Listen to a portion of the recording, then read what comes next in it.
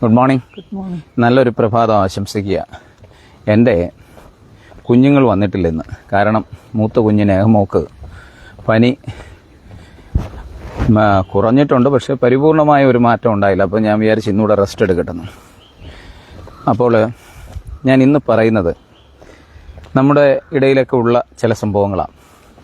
അപ്പോൾ ഞങ്ങൾ ഈ പൊതുപ്രവർത്തകരായതുകൊണ്ട് ചില പ്രശ്നങ്ങളൊക്കെ നമ്മളെയൊക്കെ വിളിച്ചറിയിക്കും. ചിലതല്ല, ദിവസവും പല വിഷയങ്ങൾ പലർക്കുണ്ട്, അതൊക്കെ കേൾക്കേണ്ടി വരും. അപ്പോൾ കഴിഞ്ഞൊരു ദിവസത്തെ ഒരു എക്സ്പീരിയൻസ്, അതുമായി ബന്ധപ്പെട്ടാണ് ഞാനിത് പറയുന്നത്. പക്ഷേ നമ്മുടെ എല്ലാം ജീവിതത്തിൽ ഇത്തരത്തിലുള്ള സംഭവങ്ങളുണ്ട്. ഒരു അച്ഛൻ്റെ അയാൾ ആ മകന് വേണ്ടി എടുത്ത സമയം, അപ്പോൾ അതിനെ ഞാനൊരു കഥ പോലെ പറയുന്നു എന്നുള്ളതേ ഉള്ളൂ. ഒരു കഥ. ആ കഥയിലുള്ള ആൾക്കാർക്ക് ഇന്ന് സമൂഹത്തിൽ പലയിടത്തും നമ്മുടെ മാതാപിതാക്കളായിട്ട് ജീവിച്ചിരിപ്പുണ്ട്.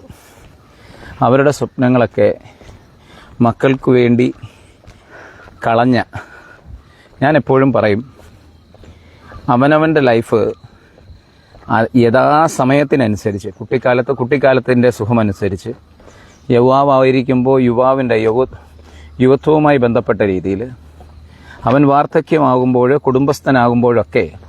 കുടുംബസ്ഥനാകുമ്പോൾ കുഞ്ഞുങ്ങളോടൊത്ത് ആ സ്നേഹം ആസ്വദിച്ച് ഒക്കെ ജീവിക്കാം. പല സാഹചര്യങ്ങളുണ്ടാവും നമുക്ക്. എന്നേരം പറയും ഗൾഫിലുള്ളവർക്കും ഒക്കെ വരുമ്പോൾ ആ സ്നേഹം എടുക്കാൻ പറ്റണം. അതായത് നമ്മുടെ കുഞ്ഞുങ്ങളെ സ്നേഹിക്കേണ്ട സമയത്തും നമ്മൾ സ്വയം സ്നേഹിക്കണം എന്നുള്ളത് നമ്മൾ മറന്നു പോകരുത്.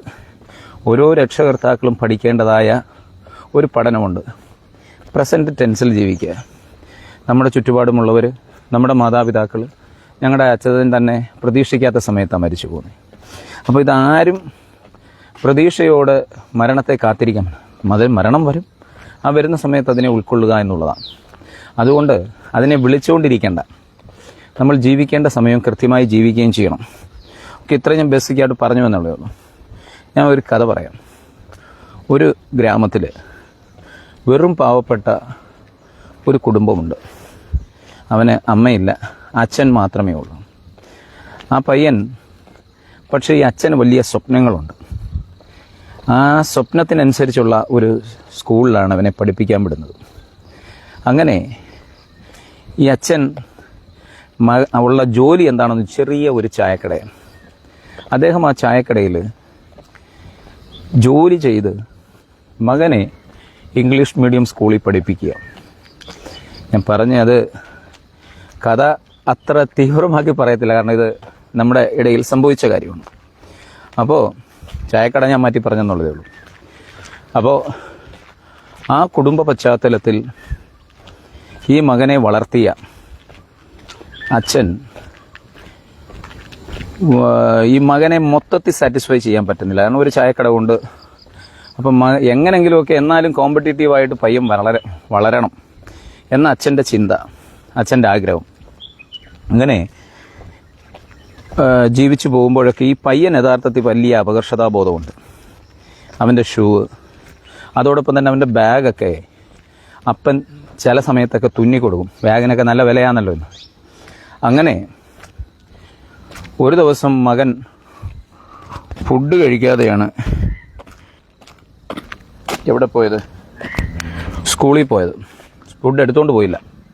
അങ്ങനെ അപ്പൻ എന്ത് ചെയ്തു, ഈ മകന് ആഹാരവുമായിട്ട് അവിടെ ചെല്ലുക, ടിഫിൻ ബോക്സുമായിട്ട് ചെല്ലുമ്പോൾ ഇദ്ദേഹത്തിൻ്റെ വേഷത്തെ കണ്ട്, ഇതായിരുന്നോ നിൻ്റെ പപ്പ എന്ന് പറഞ്ഞ് കുട്ടികൾ കളിയാക്കുന്നു. ആ കളിയാക്കൽ പയ്യൻ വന്ന് വീട്ടിൽ വന്ന് അപ്പനെ വഴക്ക് പറയുക, എനിക്ക് ഇന്ന പ്രശ്നങ്ങളാണ്, അപ്പൻ എന്നെ കളിയാക്കാൻ വേണ്ടിയാണ് വരുന്നത്, അവനെന്നാ ഞാൻ പട്ടിണി കിടക്കത്തില്ലായിരുന്നു എന്നൊക്കെയുള്ള ചോദ്യങ്ങളും കാര്യങ്ങളും. അയാൾ ഒത്തിരി വിഷമത്തോടെയാണെങ്കിലും മകൻ കുറച്ചുകൂടെ സ്റ്റാൻഡേർഡാക്കി വളർത്താൻ വേണ്ടി അപ്പൻ ചായക്കട കുറച്ചുകൂടെ കഷ്ടപ്പെടാൻ തുടങ്ങി. എങ്ങനെ കഷ്ടപ്പെടാൻ പറ്റും? വൈകിട്ട് 6 മണിയുടെ ചായക്കട അദ്ദേഹം രാത്രിയും കൂടി ഇരിക്കാൻ തുടങ്ങുന്നു. അപ്പോൾ അയാൾ പറയുന്നത്, എൻ്റെ മകൻ്റെ കാലിൽ ചെളി പുരളാതിരിക്കാൻ എൻ്റെ കാല് ഞാൻ മുറിയേണ്ടി വന്നു, എൻ്റെ കാല് മുറിയേണ്ടി വരുന്നു എന്ന് ആ അച്ഛൻ പറയുക, സ്വയം പറയുക. അങ്ങനെ അയാൾ കൂടുതൽ സമയമെടുത്ത് ഈ മകനെ അവൻ ഉദ്ദേശിച്ച പോലെ പഠിപ്പിച്ചുകൊണ്ടിരിക്കുകയാണ്. അങ്ങനെ മകൻ പഠിച്ചു, മിടുക്കനായി. പക്ഷേ സംഭവം, മകൻ വലിയ കമ്പനിയിൽ ജോലി ചെയ്തപ്പോൾ അയാളുടെ തിരക്കുകൾ വർദ്ധിച്ചു. ആ തിരക്കുകൾ അപ്പന് ഫോൺ വിളിക്കാൻ പോലും സമയമില്ലാതായി. എന്നാൽ ഒരു ദിവസം ഒരു ഫോൺ കോൾ അവന് വന്നു. ആ ഫോൺ കോൾ എന്തായിരുന്നു എന്ന് ചോദിച്ചാൽ, നിൻ്റെ അപ്പന് അറ്റാക്ക് വന്നു, പെട്ടെന്ന് വരണം. പക്ഷേ ഇവൻ വരുമ്പോഴത്തേക്ക് അപ്പൻ മരിച്ചുപോയി. ആ അപ്പൻ്റെ തലയണയുടെ അടിയിൽ മകൻ്റെ പടവും എന്നും അവനെ ഓർത്ത് പ്രാർത്ഥിക്കുന്ന ഒരപ്പനായിരുന്നു.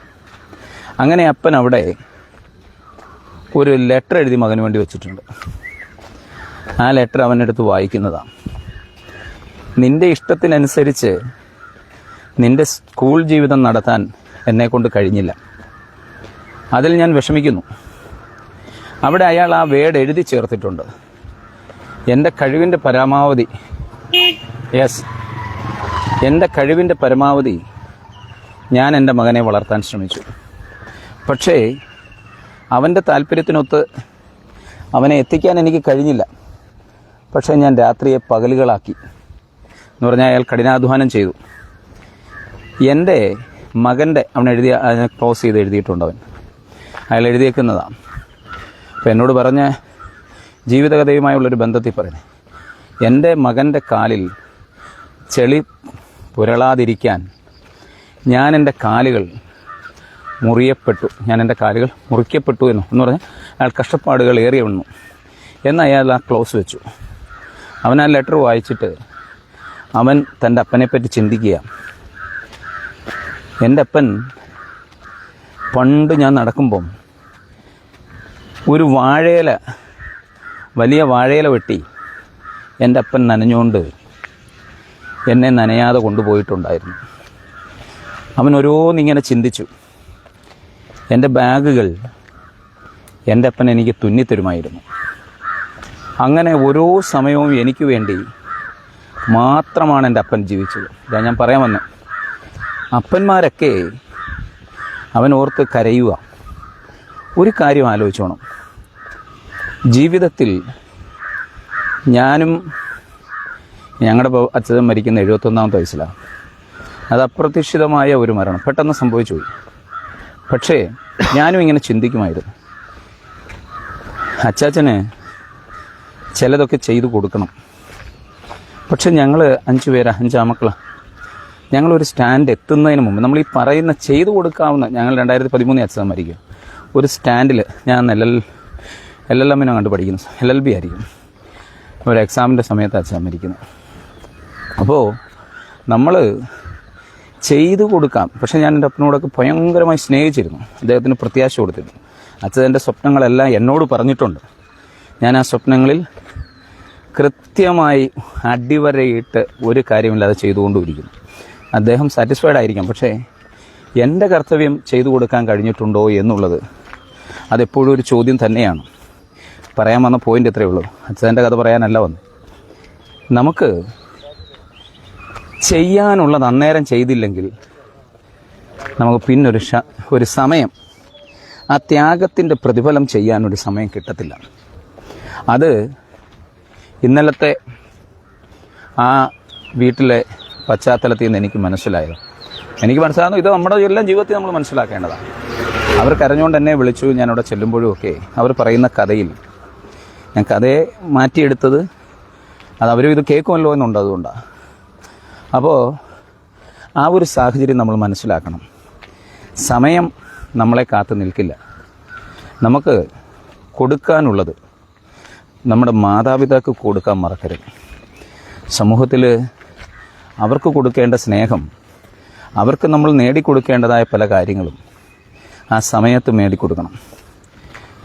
എൻ്റെ നേകൂട്ടം കേൾക്കുന്നുണ്ട്. അപ്പോൾ അതുകൊണ്ട് ഞാൻ പറയുന്നത്, കുട്ടിക്കാലത്ത് മാതാപിതാക്കളോട് പഠിക്കാൻ അവരെ ബുദ്ധിമുട്ടിക്കുന്നു എന്ന് തോന്നുമ്പം അവർ നേടിക്കൊടുക്കേണ്ട ചില കാര്യങ്ങൾ കുട്ടിക്കാലത്ത് തന്നെ നേടിക്കൊടുക്കണം. അപ്പം ആ മാതാപിതാക്കൾ കുട്ടിക്കാലത്ത് ആ കുട്ടികളുടെ സന്തോഷം ഏറ്റെടുക്കും. കുറച്ചുകൂടെ കഴിയുമ്പോൾ ജോലി നേടിയിട്ട് അങ്ങനെ സന്തോഷിപ്പിക്കണം. കാരണം ഏത് ശരീരവും ഈ ലോകത്ത് വരുന്നതിനൊരു പ്രൊസീജിയറുണ്ട്. അത് മനസ്സിലാക്കാൻ നമ്മൾ തയ്യാറാകണം. കാരണം പലരും ത്യാഗം കൃത്യമായി ഏറ്റെടുക്കുന്ന മാതാപിതാക്കളെ കാണാൻ മറന്നു പോകുന്ന ഒരു സമൂഹം നമ്മുടെ ചുറ്റുപാടുണ്ട്. അവരെൻ്റെ അപ്പന് ഞങ്ങൾ വൃദ്ധസദനത്തിലാണേലും, വൃദ്ധസദനമൊന്നല്ല ഇപ്പോൾ അതിൻ്റെ പേര്, അത് ഈ പ്രത്യേക ഒരു ഒരു കോൺഗ്രിഗേഷൻ, ഒരു കൂട്ടായ്മയിലാണ്. അവിടെ എല്ലാ സൗകര്യമുണ്ട്. എല്ലാ സൗകര്യം ഉണ്ടെന്ന് നമ്മൾ പറയുമ്പോഴും ആ സൗകര്യത്തിൽ അവർക്ക് ഏറ്റവും കഷ്ടപ്പാട് ബന്ധുരക്കാഞ്ചന കൂട്ടിലാണെങ്കിലും ബന്ധനം തന്നെ പാരും എന്ന് പറയുന്ന മാതാപിതാക്കൾ അനുഭവിക്കുന്ന വലിയൊരു പ്രശ്നം. നമ്മുടെ മാതാപിതാക്കളെ അടിക്കുന്ന കാലഘട്ടം, കുഞ്ഞുങ്ങൾക്ക് ഭയമില്ലാത്ത കാലഘട്ടം, അത് വരുന്നത് നമ്മൾ അവരെ കൊണ്ടുവിടുമ്പോൾ എല്ലാവരും പറയും ഞങ്ങൾ അമേരിക്കയിൽ പോവുക, ലണ്ടനിൽ പോവുക, ഫ്രാൻസിൽ പോവുക, ഞങ്ങളെങ്ങനെ നോക്കാൻ പറ്റും എന്ന സാഹചര്യത്തിലും ഒരു കാര്യം ആലോചിച്ചോണം. കൃത്യമായി അവർക്ക് ആഗ്രഹിക്കുന്നത് കൊടുക്കാൻ നമുക്ക് കഴിയുമാറാകണം. കാരണം ഗ്ലോബലൈസേഷൻ്റെ കാലഘട്ടം, അതുകൊണ്ട് നമ്മൾ ലോകത്ത് വലിയ യാത്രകൾ ചെയ്യേണ്ടി വരും എന്ന് പറഞ്ഞുകൊണ്ട് 24 മണിക്കൂർ അവരോട് ഇരിക്കണമെന്നോ അതൊക്കെ ചിന്തിക്കാനുള്ള കഴിവും വിവേകവും നിങ്ങൾക്കുണ്ട്. അങ്ങനെ പല മാതാപിതാക്കളും കുട്ടികളെപ്പറ്റി വലിയ വലിയ സ്വപ്നങ്ങളാണ് കാണുന്നത്. മനസ്സിലാവുന്നു? തൻ്റെ അപ്പൻ ഒരു ഉടുപ്പ് പോലും ഇടാതെ അവൻ്റെ സ്വപ്നങ്ങൾക്ക് വേണ്ടി യാത്ര ചെയ്തത് അവൻ്റെ ജീവിതത്തിൽ അവൻ ചിന്തിക്കുന്നത് അപ്പൻ്റെ മരണത്തിന് ശേഷമാണ്. അപ്പോൾ ആ ഒരു സാഹചര്യം ഉണ്ടാകാൻ പാടില്ല എന്ന് മാത്രം ഞാൻ ഓർമ്മിപ്പിക്കുക. ഞാൻ എന്തായാലും ഈ കഥയുടെ ഉപജ്ഞാതാവ് ഞാനാണെങ്കിലും ഈ കഥ കേൾക്കേണ്ട ആൾ കൃത്യമായി ഇത് കേൾക്കുന്നുണ്ടാവും എന്നുള്ളതാണ് എൻ്റെ കഥ. അതുകൊണ്ട് നമ്മുടെ രക്ഷിതാക്കൾ എപ്പോഴും നമ്മുടെ അടുത്ത്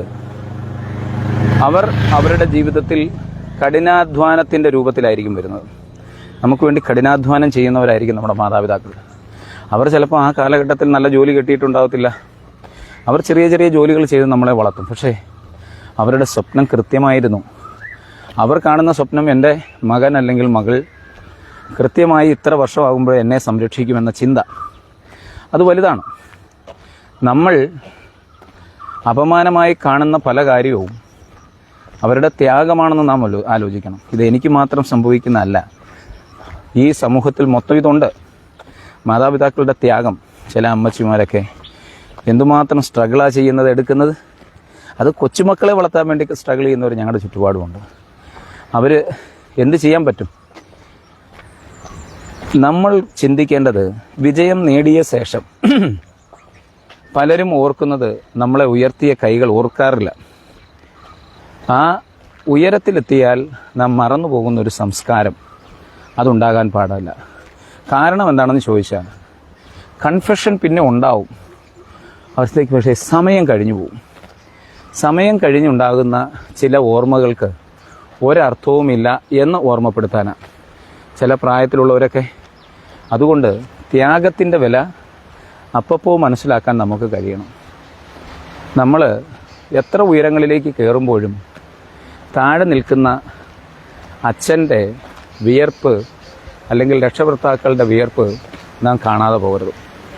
ഇത് കഥ ഞാൻ പറഞ്ഞതും ഇവിടെ ഞാൻ നിർത്താൻ പോവാ. അത് കാരണം ഇത്തരത്തിലാണ് നമ്മുടെ സമൂഹത്തിൽ ഇപ്പോൾ സംവിധാനങ്ങൾ നടന്നുകൊണ്ടിരിക്കുന്നത്. മാതാപിതാക്കളുടെ പ്രതീക്ഷ 1 or 2 മക്കളുള്ള ഈ കാലഘട്ടത്തിൽ അവർക്ക് ആ പ്രതീക്ഷ നഷ്ടപ്പെട്ടു പോകുന്നു. അവൻ വലുതായി കഴിയുമ്പോൾ അവൻ അവൻ്റേതായ ആദർശങ്ങളെ സൃഷ്ടിച്ചെടുക്കും. ഇതാണ് ശരി അതാണോ എന്ന് പുനർചിന്തനം നടത്താൻ കഴിയണം. ആ പുനർചിന്ത ഉണ്ടാവണം. അച്ഛൻ പഠിപ്പിച്ച കാര്യങ്ങൾ അപ്പനെ മറന്നു പോകുന്ന, അമ്മയെ ദേഷ്യത്തോട് കൈകാര്യം ചെയ്യാൻ ശ്രമിക്കുന്ന കുഞ്ഞുങ്ങളുടെ കാലഘട്ടത്തിൽ അവരെ സ്നേഹം പഠിപ്പിക്കണം. അതുകൊണ്ടാണ് കുട്ടിക്കാലത്ത് ആയുധമെടുത്ത് കൊടുക്കാതെ കൃത്യമായ ബൈബിളോ അല്ലെങ്കിൽ ഭഗവത്ഗീതയോ ഒക്കെ പഠിപ്പിച്ച് അവരെ മാറ്റിയെടുക്കാൻ പറ്റണം. ഇവരിന്ന് പള്ളിയിലോ അല്ലെങ്കിൽ മദ്രസയിലോ അല്ലെങ്കിൽ അമ്പലത്തിലോ ചെന്ന അവര് തീവ്രവാദം. രണ്ടുപേരേ ഉള്ളൂ. ആ, കുഞ്ഞുങ്ങൾക്ക് പനിയായിരുന്നു. കുഞ്ഞുങ്ങൾ എവിടെ പോയി? കുഞ്ഞുങ്ങൾ ഒരാൾക്ക് പനി. ഇത് നമ്മുടെ ചങ്ക്. ഒന്ന്. അടുത്ത ചങ്ക് ദാണ്ടായിരിക്കുന്നു. ഇങ്ങോട്ട് നോക്കിയേ. കാണാൻ പറ്റിയല്ല. ഇതാണ് 101 വയസ്സുള്ള അപ്പൂപ്പന്മാരാ. ഓക്കെ. അപ്പോൾ നമ്മൾ ആലോചിക്കേണ്ടതായ ചില കാര്യങ്ങൾ നമ്മൾ ആലോചിക്കണം. അതുകൊണ്ട് കുഞ്ഞുങ്ങളൊക്കെ ഇന്നലെ ഞാൻ ബന്ധപ്പെട്ടൊരു കേസിലെ മാതാപിതാക്കൾ അനുഭവിക്കുന്ന ദുഃഖത്തിൽ നിന്ന് ഞാൻ ഉണ്ടാക്കിയെടുത്തൊരു കഥയായിട്ട് കണ്ടാൽ മതി. Okay, thank you.